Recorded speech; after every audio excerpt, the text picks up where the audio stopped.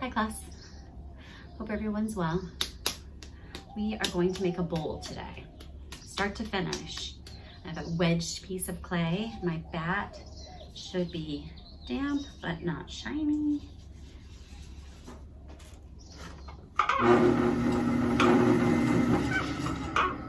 This one might look a little different to you. It's the Rocky Mountain bat system, so my inserts are the pieces I remove, and then this outer edge just remains on my wheel. So I swap out the inside. So I place my clay that's been wedged onto the center of the bat. I can get it on there pretty good. I'm gonna seal it now. Have wet hands, hold one hand on top, a finger along the bottom, and seal it to the base of the bat. Okay, here I'm gonna come in and center. So I'm going to have wet hands. My posture is tall and strong. I have my elbows tucked in. My chair is as close as it possibly can be to the wheel. And I will keep one elbow tucked into my side, right there. And keep this hand steady so that it doesn't move around. And this hand is going to guide the rest of that clay into the center.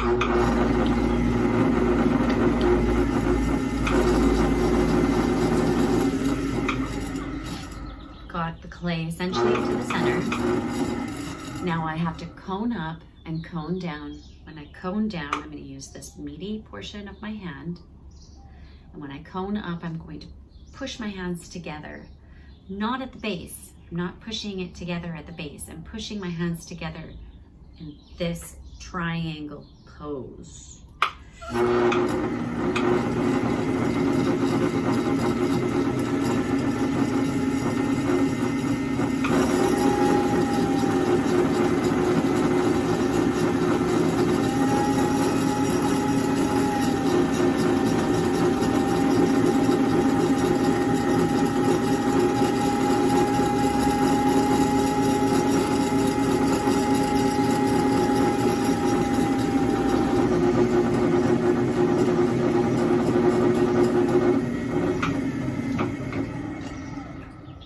This clay is centered now, and the reason I know that is because my hands, when I have them, the clay cupped between them, they're not moving around when the wheel's on. Stay still. Now I'm going to put my finger in the center of this clay and make a hole and leave the thickness of my finger at the bottom, so I'm not going to go right through to the bottom of the bat. I want to leave room to trim a foot.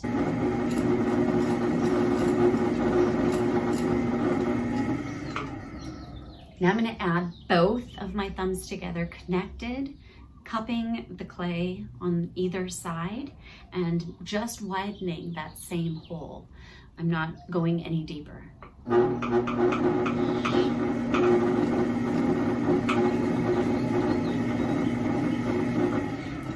At this point, I want to widen that area by pulling my thumbs to the side, and I will compress the bottom so that the clay has reached all the way to the bottom of the bat, is the one reason. The second reason is so that there doesn't end up being an S crack when it has gone through the firing cycle.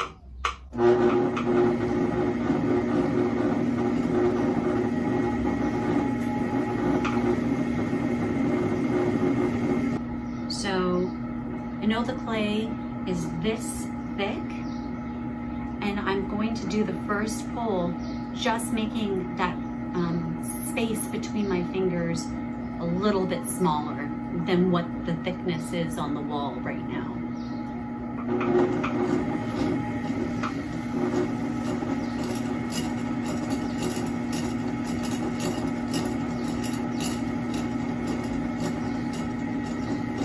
Compressing the top to make the rim straight and steady.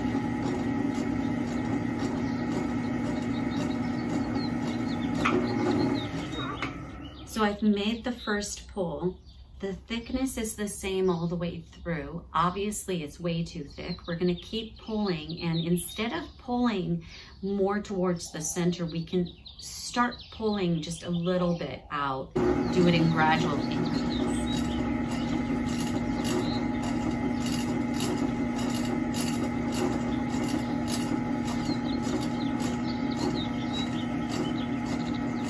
Flatten the top.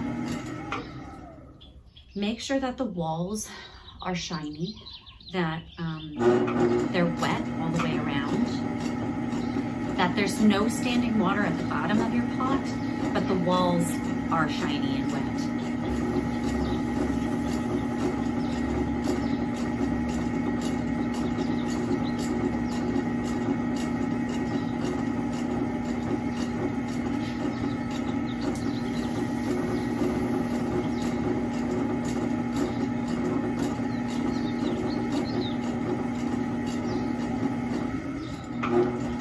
When do you know when to stop? Like, when do we stop pulling on the wall? You want to get all of the sides to the bottom of the base of the pot about 1/4 of an inch is a good idea.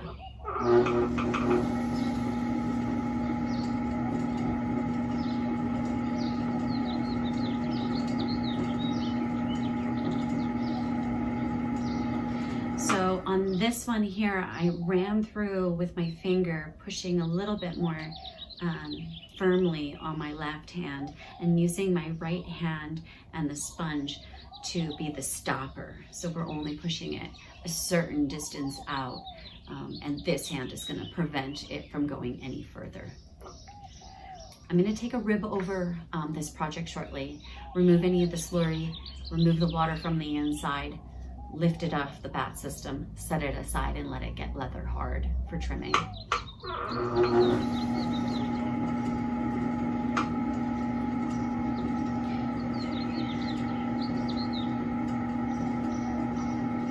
Remove the water.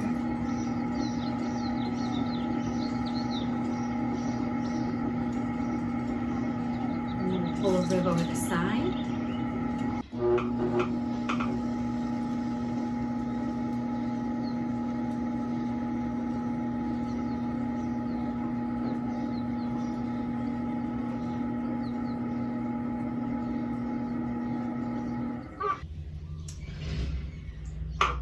I'm going to smooth out the rim now with this piece of leather coming, just draping it over the side and starting the wheel very slowly.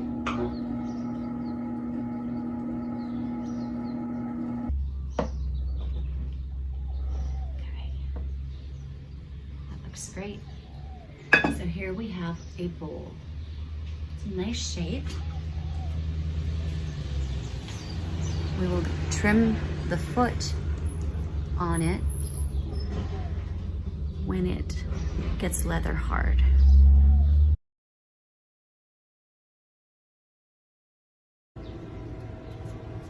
All right, so this is a little bit more of a close-up for you. I can use the rings on the wheel head as guidance. Turn the wheel on slowly. Feel if the pot is centered. Use a needle tool as backup and just lightly etch a circle in. I'm gonna have a few pieces of clay just to anchor that pot down so it doesn't go flying off the table.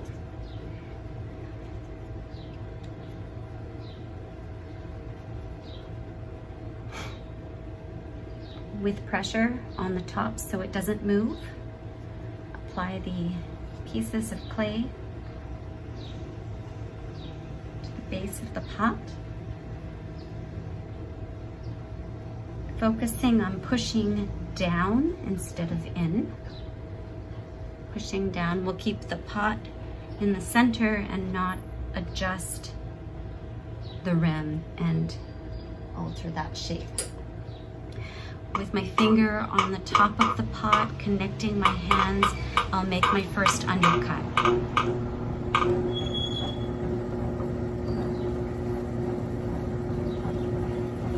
Okay. So I've made that, I'm gonna clean up this little edge here.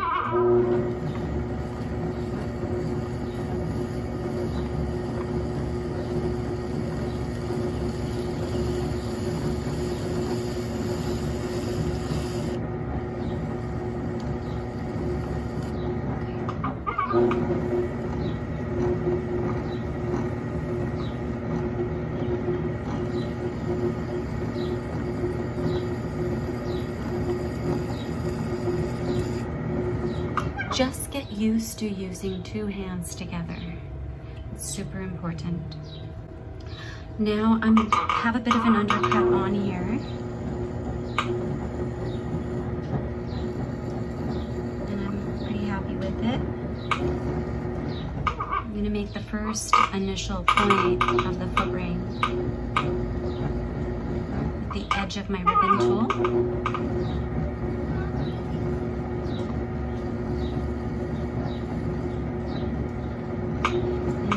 Use angle cuts all the way in, and then go back with the flat edge. Angle cuts in, back with the flat edge.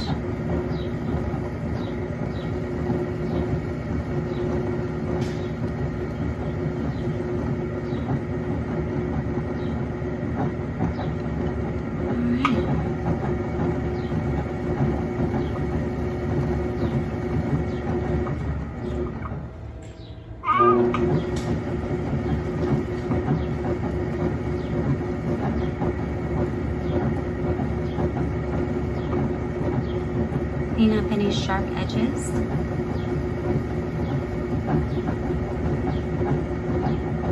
And something to know, we had about a finger depth at the bottom of our pot when we made it. I can hear it's the perfect sound. It's the right thickness all the way around. You'll get used to that as you get more experience. I'm gonna burnish the edges.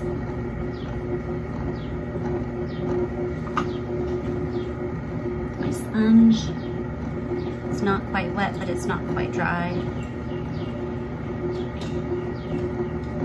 Working together with two hands, connected.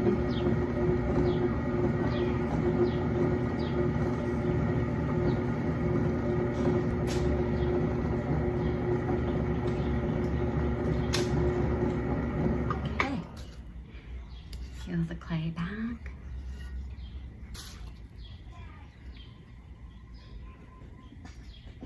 Maybe flip it over, put it at the center, clean up the rim if you need to. This would be a good time to use your piece of leather. Start the wheel slowly and move with the pot. Okay, to me it looks pretty round. There's the foot ring and the pot. You made a bowl. Here's a bone dry piece that I've made already with the foot ring. Already trimmed on it and ready for bisque. After bisque fire, we glaze it, and then there is a glaze fire, which will then leave you with the completed bowl. I glaze it. Here's a trimmed foot ring. It is the same thickness all the way around, including the base. If we were to cut this with a wire cutter, the entire dimension all the way around, with the exception of this little foot ring, will be the same thickness.